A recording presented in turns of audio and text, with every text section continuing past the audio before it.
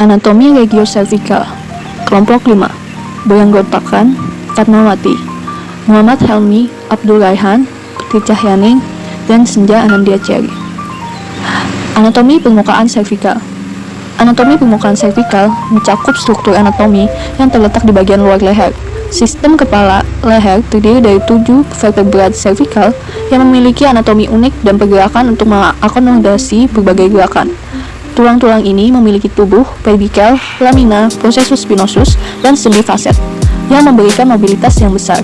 Leher juga memiliki struktur ligamentosa yang penting untuk memberikan stabilitas. Perubahan terkait usia dapat memodifikasi anatomi dan kesejaran servikal yang dapat mempengaruhi pergerakan. Gangguan pada bagian mekanik dan anatomi leher dapat menyebabkan gejala klinis. Struktur tulang pada servikal. Tulang belakang servikal merupakan tulang belakang yang berada di leher dan berjumlah 7 buah. Secara umum, bagian ini memiliki bentuk tulang yang kecil dengan processus spinosus dalam kurung bagian belakang tulang yang seperti sayap yang berukuran pendek, kecuali tulang kedua dan 7. Body landmarks dari servikal. Anatomi terapan pada body landmarks dari servikal mengacu pada studi struktural dan fungsional dari bagian leher. Beberapa contoh penerapan anatomi terapan pada body landmarks dari servikal meliputi identifikasi struktur anatomi leher untuk tujuan pemeriksaan klinis, intervensi terapi fisik, dan prosedur medis lainnya. Informasi lebih lanjut mengenai topografi anatomi leher dan penerapannya dapat ditemukan dalam sumber-sumber ilmiah seperti buku-buku kinesiologi, struktural, dan modul-modul pelatihan medis. Sumber yang relevan untuk informasi lebih lanjut dapat ditemukan dalam buku Manual of Structural Kinesiology oleh R.T. Floyd yang membahas topik-topik terkait anatomi terapan dan kinesiologi struktural. Selain itu, sumber-sumber seperti jurnal ilmiah dan modul pelatihan medis juga dapat memberikan wawasan yang berguna mengenai penerapan anatomi terapan pada body landmarks dari servikal. Otot-otot yang melekat pada regiocervical. Muscle sternocleidomastoideus. Origonya di sternum manubrium, clavicula 1/3 medial. Insersionya di occiput, processus mastoideus. Inervasinya nervus spinal accessory C1 hingga C5. Pertama, posisi pasien dalam keadaan duduk. Kedua, pasien diminta melakukan rotasi naik ke arah berlawanan bagian yang dipalpasi. Lalu ekstensi head. Yang ketiga, palpasi bagian otot yang timbul memanjang dari processus mastoideus hingga 1/3 medial clavicula.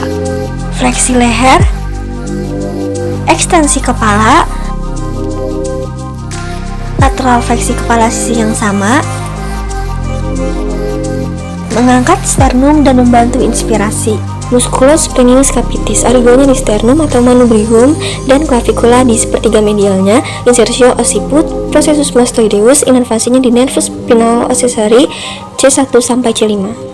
Posisi pasien dalam keadaan duduk, lalu rotasinya ke arah berlawanan bagian yang dipalpasi, lalu ekstensi head, palpasi bagian otot yang timbul memanjang dari processus mastoideus hingga 1/3 medial clavicula, palpasi musculus splenius capitis sambil menahan ekstensi kepala pasien.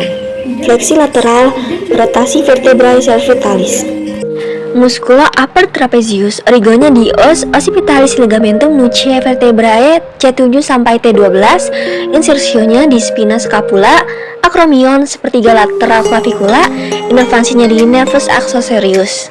Posisi pasien dalam keadaan duduk, arahkan pasien untuk melakukan rotasi naik ke arah berlawanan bagian yang dipalpasi. Arahkan pasien untuk melakukan ekstensi head, tahan ekstensi head, tahan pasien pada sendi spinal, palpasi upper trapezius ke arah superior dan inferior ke scapula dan clavicula. Elevasi scapula, ekstensi kepala. Otot-otot yang melekat pada regiocervical, yang pertama ada inscalenus medial, origonya di bagian bawah tuberculum, posterior processus transversus, insersionya di permukaan atas costae pertama, inervasinya nervus cervical bagian bawah anterior bawah C3 sampai C8. Fungsi gerak fleksi lateral. Musculus scalenus posterior, origonya di bagian bawah tuberculum posterior, processus transversus C4 sampai C5, insersionya permukaan luar costae kedua, inervasinya nervus cervical bagian anterior bawah C6 sampai C8. Fungsi gerak fleksi lateral. Musculus scalenus anterior, origonya di processus transversus C3, C4, C5, C6, insersionya di costae pertama, inervasinya nervus cervical bagian anterior. Fungsi gerak fleksi lateral. Cara palpasinya, posisi pasien dalam keadaan duduk, lokasikan jari palpasi pada batas lateral supraclavikular dari M sternocleidomastoideus, lalu diminta untuk melakukan nafas dengan pendek dan cepat melalui hidung, maka kontraksi otot scalenus akan terasa. Teknik nafas ini memerlukan otot scalenus untuk kontraksi menegangkan konstel pertama dan kedua, untuk melebarkan tulang rusuk pada fase inspirasi pernapasan. Fungsi geraknya fleksi lateral. Ini ada otot-otot yang melekat pada radius cervical dan mengalami capitis. Memiliki origo yaitu prosessus transversus anterior vertebra 3 sampai 5 cm. Lalu ada insersionya, yaitu permukaan inferior basilar tulang orbital tepat di anterior pada foramen magnum innervasi nervus rami dan penapas C1 C3. Geraknya ada lateral fleksi, fleksi leher, dan ekstensi kepala.